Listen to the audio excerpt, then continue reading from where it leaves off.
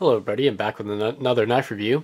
As you can tell, I've changed the background for my reviews here because I've noticed that some people are using a darker color for background, and it actually works really well. And NYC Dave 212 is one that comes to my mind. He uses a black background, so I thought I'd give it a try. So this is the review of the Strider PT, the smallest of the Strider folding knives. And so let's go ahead and begin. At a closed length, we have a 3.63 inch length. At a blade length of 2.87 and overall length of 6.5 inches long. This knife is very lightweight, comes at 2.5 ounces, and it's made in the USA. Alright, so let's go and start with size. Now, as I mentioned, it's a very small knife, so you can tell as I palm the knife, I can actually conceal pretty much the entire knife in my hand here. Now, what sets this knife apart from a lot of other knives, first of all, looks-wise, it doesn't really look like a very comfortable knife to hold on to. You know, it looks like they designed this top and the back here with like a ruler, basically. But when you get the knife in your hand, it is completely different. This, the size of the PT is like perfect for me. It just completely melts in my hand. It just feels like it's meant for me. Along with the knife has some very purposeful jimping all around it here. Let me go and zoom in. You guys take a quick look at it here, or better look at it, I should say. As you can tell here, the tail end features some very nice jimping, and same with the handle scales and also the blade tang as well. This is very hard cut jimping, so your fingers are going to be nice and held tight when you lock it in here. Same with the choil here too. Now this jimping is mainly meant for you to get a better grip on the a locking bar for disengaging the blades. So this is very nice. But I'll talk about that in a little bit here. So it's held on by 3 screws here and an adjustable pivot point here. Now, from the factory, this thing was very stiff, so I did have to adjust it manually, and I finally got it to swing a little bit more freer than what it was, because I could barely open the knife when I first got it. It took a lot of force, so it's very nice and broken in now. So. You can tell it doesn't have a lanyard hole, so if you guys are in the lanyards, you're going to have to get the CC version, the concealed carry version of this knife, which has a lanyard hole on the top here. Part of the reason it doesn't have a lanyard hole because the pocket clip actually takes up the space here, so there's really wasn't too much of a place to put one. So the CC version, of course, does not have a pocket clip. This is a titanium pocket clip, and it's very stiff. In fact, it's so stiff I can't even bend the clip out. So this thing is not going anywhere, you know, once you clip it to your pockets. And because of the smooth titanium, it won't shred your pants pocket also. So I think that's kind of neat. Now this locking bar is also our locking bar. This clip also acts as a locking bar stop, so it doesn't go past its limits here. So that's kind of nice that they utilized it for that reason as well, I hope.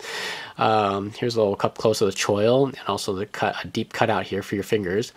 Textured G10, and of course the traditional production line of Striders, and pretty much all Striders have the one-piece G10 here. So very nice. You can tell it says Strider right on the blade tang here, or Ricasso, I mean, and on this side it has the Strider logo and USA right there. I want to show you something very interesting. I was watching a video by Custom Tacticals. I mean, I was reading a review by Custom Tacticals on his website, and he mentioned something about the blade, or the blade stop here, which is also the thumb studs here. Now you see, I want you to see where how nicely contacts on the titanium side. Now, take a good look at the G10 side. As I rotate the knife, I want you to take a quick look. See how the thumb stud does not contact the G10 side at all. See, very, very interesting. So, I decided to take a look at the SMG as well.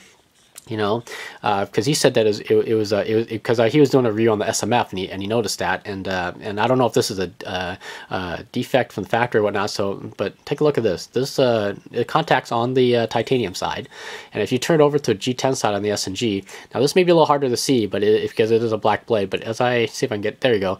See how there's a slight space in between the thumb stud and the G10. Very weird. So I don't know if this is kind of like a characteristic of Strider folders or not, but if anybody knows, let me know, because both my Striders feature this. The G10 side, it doesn't contact the lock stop, so I mean a blade stop, so it's very, very weird. Anyway, let's move on. So this is the just the oval opening, so it's of course completely ambidextrous for opening.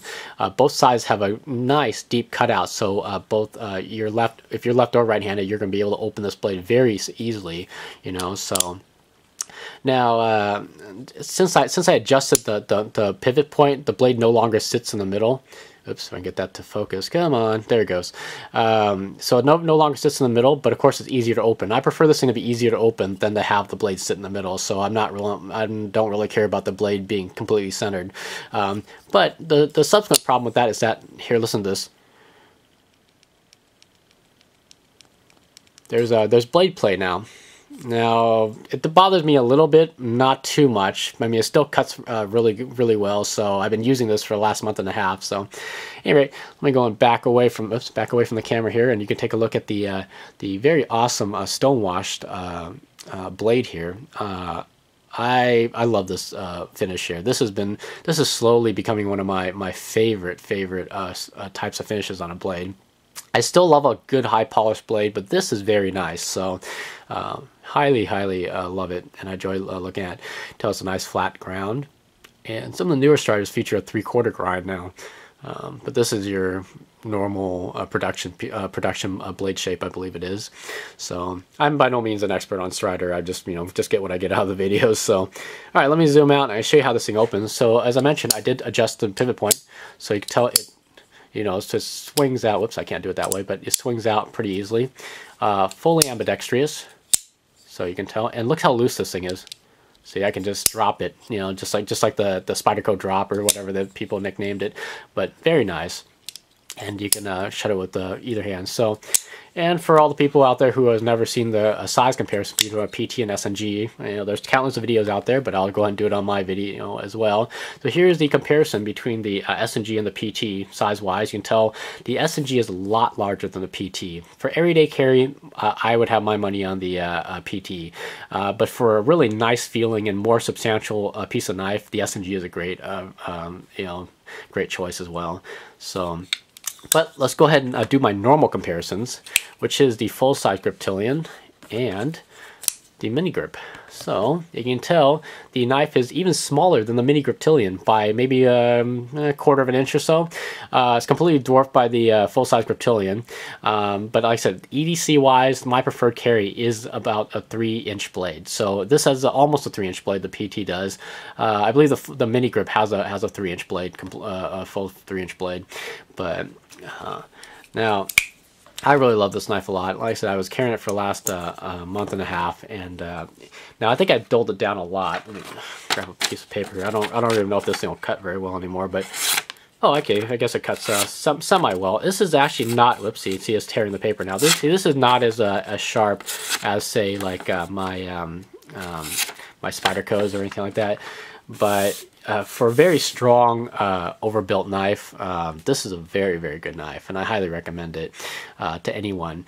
Now, my only one small drawback, and this even is more of a drawback than say the blade play and the fact that it came really stiff from factory, all that kind of stuff, is the fact that there's a saying of you got what you paid for. Basically, I never really felt like I got what I paid for this knife, because it's a very beautiful knife. Don't get me wrong, everybody, but I don't know. It's because of, I mean, the G10 is nice because it really lightens the whole knife up. But if they would have made both sides titanium, I think this would be worth the money that you paid for it. But I don't know. Again, my own opinion. It just doesn't feel like a $300 knife. That's all I gotta go with them. So especially this is like the lowest. I think this is the most basic model as well. So. It just didn't feel like it. But at any rate, on the good side is that I really do love this knife. I love the way it feels. I love the way it performs. It carries very nice in the pocket. It's lightweight. It's very purposeful. Got a nice blade shape to it. Plenty of belly for cutting tasks. Extra thin on the tip here for good piercing tasks. I mean, very purposeful knife, multi-purpose. I mean, it's a great knife. So, at any rate, this has been my review and overall impressions of the Strider PT. I'd like to thank everybody for watching, and I'll catch you guys on the next review. Now, the next review is going to be on the SNG, so I'll look forward to doing that. All right, take care.